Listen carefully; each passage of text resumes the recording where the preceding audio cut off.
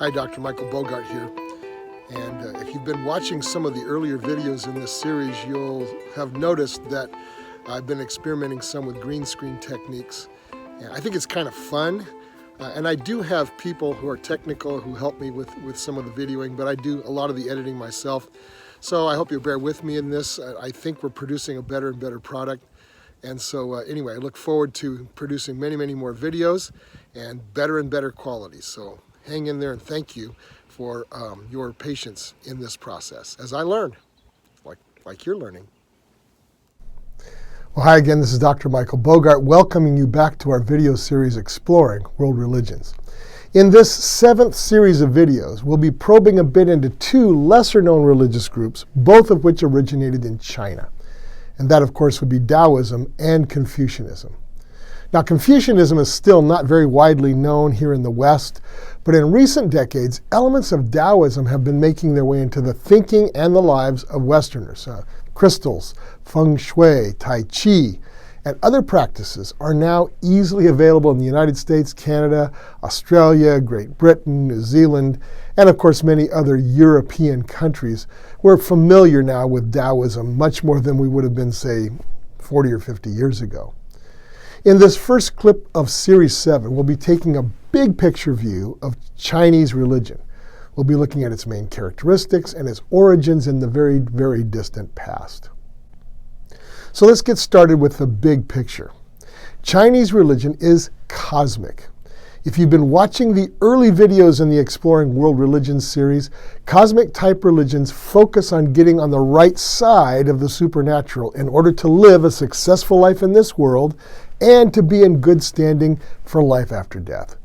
Now, of course, that doesn't mean that other religions aren't interested in success in life or having a good afterlife, but cosmic religions do tend to focus much more fully on those kinds of things. So the religions originating in China tended towards the cosmic focus on this world as opposed to the dominant acosmic focus of India, which we've been looking at for the last several series. Native Chinese religions are also naturalistic. In other words, nature's all there is. There's nothing beyond. And this is also no surprise for cosmic religions. Ultimate reality and ultimate values are to be found within the natural world.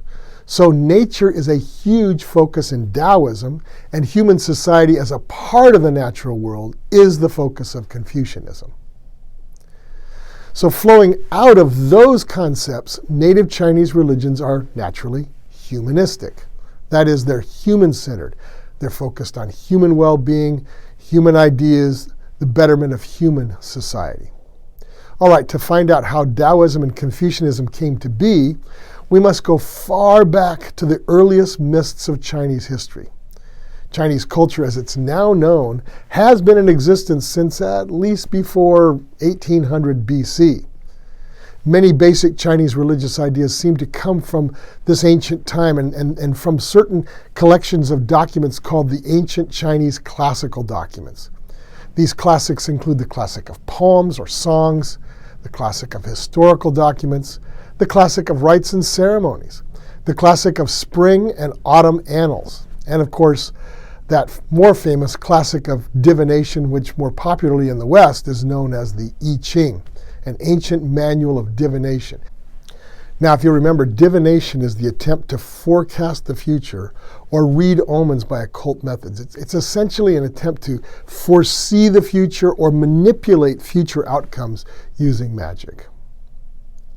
So what are some of these basic concepts of the Chinese classics? Well, let's review several of them. Certain themes tend to pop up over and over again in these documents. First is Tian. Tian is heaven. Heaven is the celestial realm within the cosmos. It's not outside, it's inside the cosmos. In ancient China, the concept of Tian seems to have been very similar to the Judeo-Christian concept of heaven. And it's odd, the further back you go, the more these religious concepts converge. Tianming is literally heaven's will. It's often referred to as the mandate of heaven. In ancient Chinese society, rulers could only rule legitimately if they kept the mandate of heaven, if heaven continued to will that they rule. Now, if rulers lost the mandate of heaven through irreverence, extreme cruelty, or unrighteous behavior, the people could and should overthrow them and replace them with someone who could demonstrate heaven's mandate. So another concept is the Tao, literally the way or the path.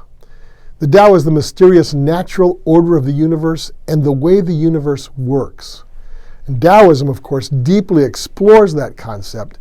We'll do more on that in a later clip. Yin and Yang are dark and bright. They are, according to Chinese thinking, the seemingly opposite forces by which all things operate. Though they may appear to be opposites, both are needed and both are essential. They're interconnected complements to one another. Male, female, light, dark, active, passive. And everything in the universe is either one or the other, with perhaps a touch of the opposite inside it. Reverence for family is very important in Chinese thinking. There has been and still is a deep reverence for elders in Chinese society, parents, elders, siblings, government officials, and so on. And to show disrespect is to violate the Tao, the way things should be. Now, animism is not unique to Chinese society by any means. As in many other cultures, China has seen spiritual natures resident in natural objects. Chinese religion has seen two types of spirits. The good guys are called Shen, the evil spirits are called Kui. And keeping the Shen happy and warding off the Kui is a major part of traditional Chinese religion. For example, firecrackers were originally invented, so I'm told, to ward off the Kui. Okay, that's plenty for clip 1 of series 7. We'll see you in clip 2 when we'll explore Taoism, and we'll ask the question, those crystals that you buy in those little curiosity shops, are they something that works? Are they valuable? Well, we'll explore that a little bit in clip 2. Until then, this is Dr. Michael Bogart for the Exploring World Religion series.